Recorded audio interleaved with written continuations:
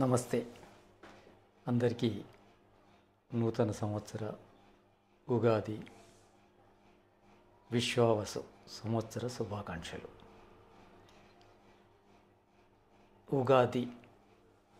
ఉగాది అనే పేరు లోపల దాని అర్థం ఉంది. యుగాది, యుగములకు ఆది. అంటే ఈ సృష్టి ప్రారంభ దినం అని. యుగములకు ఆది ఏదవుతుంది? సృష్టి ప్రారంభ దినము యుగములకు ఆది అవుతుంది. కనుక ఆ యుగాది నుంచే ఈ ఉగాది వచ్చింది. అంటే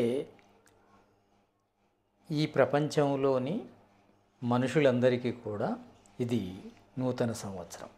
అంటే ఈరోజు భూమి, సూర్యుడు, చంద్రుడు ఇవన్నీ ఉద్భవించిన రోజు. దీన్ని కేవలము తెలుగు నూతన సంవత్సరంలా జరుపుకునే పద్ధతి ఉంది.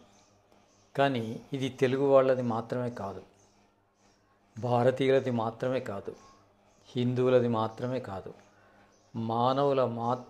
మానవ మాతృలందరిది. అంటే మానవ మాతృలందరూ ఈరోజు నూతన సంవత్సరంగా జరుపుకోవచ్చు. అంటే ఈ సృష్టి ఎలా ఉత్పత్తి అయింది, ఎవరిచే ఉత్పత్తి అయింది అని ఒకసారి మనం ఆలోచిస్తే మనకు వేదమంత్రం వస్తుంది. ఓం ఋతంచ సత్యంచ విద్దా తపసో అద్యజాయత తతో రాత్ర్యజాయత తతః సముద్రో అర్ణవః సముద్రాదన్నవాదది సంవత్సరో అజాయత అహోరాత్రాణి విదదద్విశ్వస్య మిషతో వశీ సూర్యాచంద్రమసో ధాతా యదా పూర్వమకల్పయత్ దివం చ పృథివీం చాంతరిక్షమతో స్వః. ఇది ఋగ్వేదంలోని మంత్రాలు ఈ మూడు. ఈ మంత్రాలు ఏం చెప్తున్నాయంటే ఋతంచ సత్యంచ అంటే సత్యంచ అంటే సత్వరజోతమో కణములతో ఏర్పడిన ఈ పంచభూతాత్మకమైన జగత్తు. సత్యంచ అంటే సత్వగుణము, రజోగుణము, తమోగుణము, ఈ మూడు గుణాల నుంచే పంచభూతాలు ఏర్పడ్డాయి. పంచభూతాల నుంచే ఈ జగత్తు ఏర్పడింది. దీనితో పాటు ఋతంచ అంటే ఋగ్వేదము, యజుర్వేదము, సామవేదము, అథర్వవేదాల జ్ఞానము ప్రకటించబడింది. అంటే ఈ జగత్తు ఎప్పుడైతే ప్రారంభమైందో తర్వాత జీవ సృష్టి, ఆ తర్వాత మానవ సృష్టి జరిగింది, తర్వాత వేదాల ప్రకటన జరిగింది. అంటే పవిత్రమైన నలుగురి ఋషుల హృదయాల లోపల ఈశ్వరుడు 4 వేదాలను ప్రకటించాడు. ఈ సృష్టి పుట్టి 197 కోట్ల సంవత్సరాల 29,49,127 సంవత్సరాలైంది. అంటే ఎప్పుడైతే సృష్టి ప్రారంభమైందో, అంటే ఈ నిర్జీవ జగత్తు ప్రారంభమైందో తర్వాత జీవ జగత్తు ప్రారంభమైంది. నిర్జీవ జగత్తు నుంచి జీవ జగత్తు వచ్చింది. అంటే జీవ పదార్థం పుట్టింది. జీవ పదార్థము మొదలు అమైతన సృష్టి ద్వారా పుట్టింది. అంటే భూమి లోపలనే ఈ శరీరంలో జరిగే ప్రాసెస్ అంతా భూమి లోపలనే జరిగింది. ఇప్పుడు ఏ జీవి దేహం లోపల అయితే సంతానోత్పత్తి జరుగుతుందో ఆ ఉత్పత్తి ప్రారంభం లోపల అమైతునంగా అంటే తల్లిదండ్రుల కలయిక లేకుండా ఈ స్త్రీ బీజాలు, పురుష బీజ కణాలు ఏర్పడి అవి కలిసి సంయుక్త బీజం జైగోట్గా ఏర్పడి జైగోట్ నుంచి జీవ పదార్థం ఏర్పడింది. ఆ జైగోట్లో ఆ జీవ పదార్థ కణము లోపల ఉన్న ఆత్మ యొక్క సంస్కారాలను బట్టి ఆ జీవ పదార్థము ఆ సంస్కారాలకు అనుకూలమైన బీజకణంగా మారింది. ఆ బీజకణము నిర్జీవ పదార్థం నుంచి తన యొక్క పోషక పదార్థాలను తీసుకొని దేహంలా మారింది. ఆ దేహము యువావస్థ లోపలనే బయటకు వచ్చింది. అంటే ఈశ్వరుడు ఈ జీవ సృష్టి చేసిన తర్వాత మానవుల ఉత్పత్తి తర్వాత మానవులకు జ్ఞానం అవసరం. మిగతా ప్రాణులకు జ్ఞానంతో సంబంధం లేదు. ఎందుకంటే అవి భోగయోనులు కనుక వాటికి ఫిక్స్ ఉంటుంది నాలెడ్జి. అవి సంపాదించుకోవడానికి అవకాశం లేదు. కేవలం మానవుడికి మాత్రమే జ్ఞానాన్ని సంపాదించుకునే అవకాశం ఉంది. మానవుడు జ్ఞానాన్ని సంపాదించుకునే అవకాశం ఉంది కనుక వేదాలను ఈశ్వరుడు ప్రకటింపజేశాడు నలుగురు ఋషుల హృదయాల లోపల. అంటే ఎవరి హృదయం లోపల అంటే ఆ సృష్టి ప్రారంభం లోపల ఎవరైతే మానవ జన్మకు యోగ్యులయ్యారో మానవ జన్మ యోగ్యుల లోపల ఎవరైతే పవిత్రమైన ఆత్మలో నలుగురి హృదయాల లోపల 4 వేదాలను ప్రకటింపజేశాడు. అగ్ని, వాయు, ఆదిత్య, అంగిరస అనే నలుగురు ఋషుల యొక్క హృదయాల లోపల 4 వేదాలను ఋగ్వేదం, యజుర్వేదం, సామ, అథర్వ వేదాలను ప్రకటింపజేశాడు. ఎందుకంటే మానవులకి ఈ జగత్తును పూర్తిగా ఉపయోగించుకోవడం తెలియాలి. యోగశాస్త్రం ఏం చెప్తుంది? ప్రకాశక్రియ స్థితిశీలం భూతేంద్రియాత్మకం భోగాపవర్గార్థం దృశ్యం. ఈ జగత్తు ఎందుకు ఏర్పడ్డదంటే జీవులకు భోగాన్ని అపవర్గాన్ని ఇవ్వడం కోసం. భోగము అపవర్గము ఈ జగత్తు ద్వారా పొందాలి జీవులు అంటే వేదాన్ని చదవాలి. అంటే ఈ జగత్తుతో పాటు ఈశ్వరుడు వేదాన్ని కూడా ఇచ్చాడు. అంటే ఈ జగత్తు ప్రారంభమైంది మానవుల యొక్క కళ్యాణం కోసమే. మానవులకు భౌతిక ఆధ్యాత్మిక ఆనందాలను ఇవ్వడం కోసమే ఈ జగత్తును తయారు చేశాడు. ఆ ఆనందము పొందే విధంగా మనకు జ్ఞానాన్ని ఇచ్చాడు. ఇది ఉగాది యొక్క ప్రత్యేకత. ఇక్కడ మనుషులందరూ దీనిని నూతన సంవత్సరంగా జరుపుకోవచ్చు. ఏ విధంగానైతే మనుషులందరూ ఈ సూర్య, చంద్ర, ఈ భూమి, పంచభూతాలను వాడుకుంటున్నారో అదేవిధంగా వేద జ్ఞానాన్ని కూడా అందరూ వాడుకోవాలని చెప్తుంది ఈ వేదమంత్రం. ఋతంచ సత్యంచ.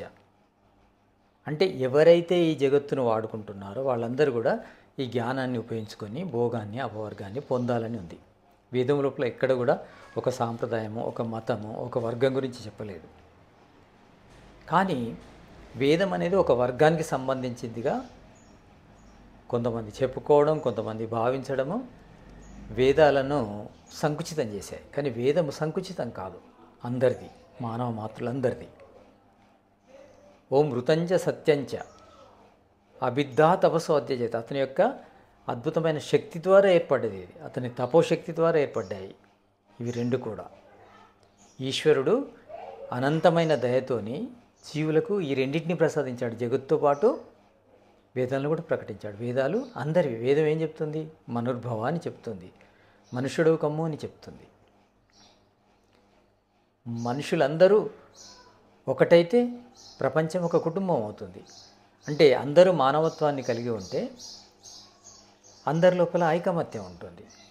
అందరినీ ఒకటి చేసే సూత్రం ఏంటిది? మానవత్వం. ఆ మానవత్వం కోసం చెప్తుంది వేదం. అంటే అందరినీ ఒకటి చేయడం కోసం చెప్తుంది.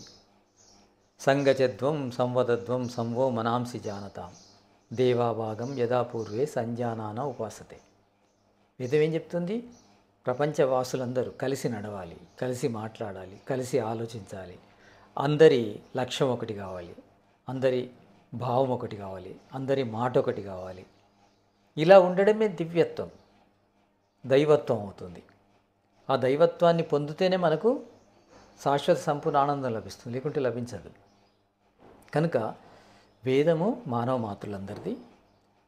వేదము లోపల నా కర్మయోభయ దర్శనాత్ కేవలము ధర్మం గురించి మాత్రమే చెప్పబడలేదు, స్వరూపం గురించి కూడా. అంటే ఈ భూమి, ఈ సూర్యుడు, ఈ చంద్రుడు, ఈ పంచభూతాలు ఎలా నిర్మితమయ్యాయి అని కూడా చెప్పబడింది. దీని నిర్మాత ఈశ్వరుడు అని చెప్పబడింది.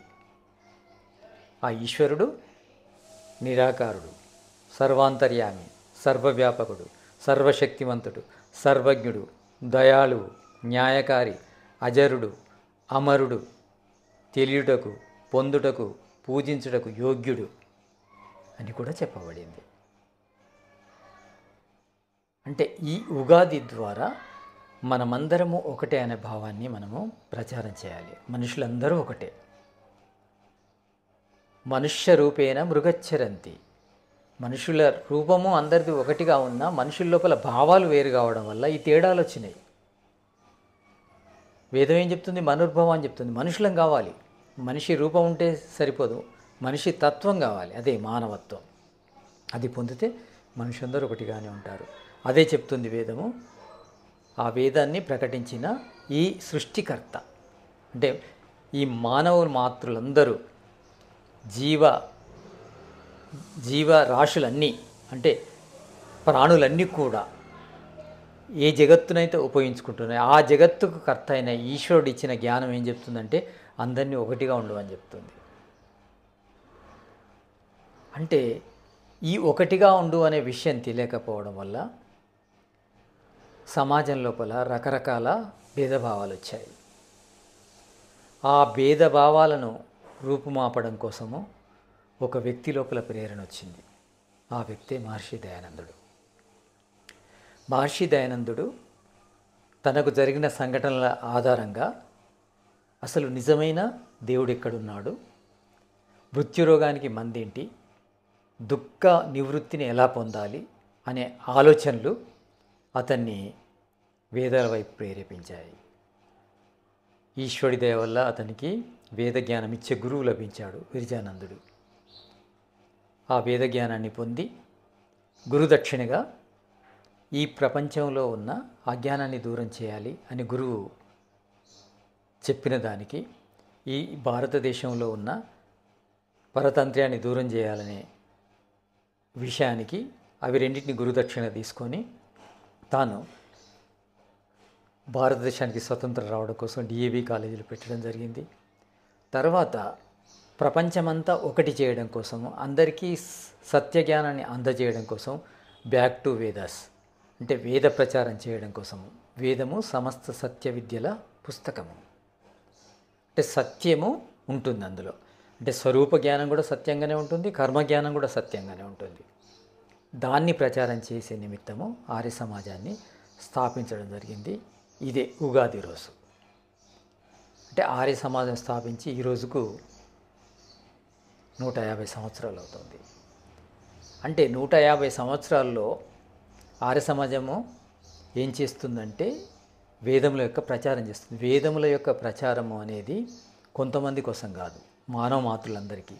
వేదము మానవ మాతృలందరూ భోగాన్ని అపవర్గాన్ని సాధించడం కోసం, అంటే భోగము అంటే భౌతిక సుఖాలను, అపవర్గం అంటే ఆధ్యాత్మిక ఆనందాన్ని పొందడం కోసము అందులో జ్ఞానం ఉంది.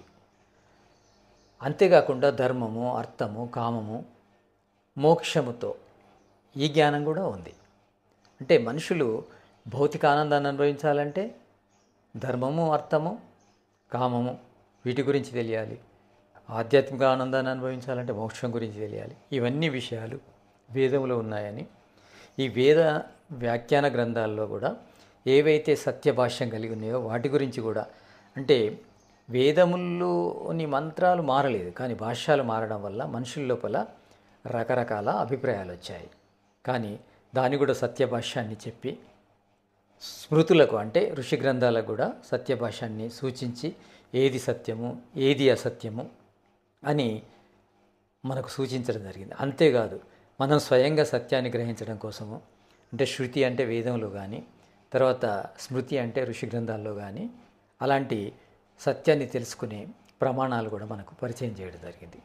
మహర్షి దయానందుడు తాను ప్రపంచములో ఉన్న మనుషులందరినీ ఒక కుటుంబం చేయాలి అని చెప్పడం జరిగింది. కృణువంతో విశ్వమార్యం, విశ్వాన్నంతా కూడా ఆర్యులుగా అంటే శ్రేష్ఠులుగా చేయాలి, అంటే వేదానుయాయులుగా చేయాలి. అంటే వేదము లోపల ఏది చేయాలి ఏది చేయకూడదో రెండు ఉన్నాయి.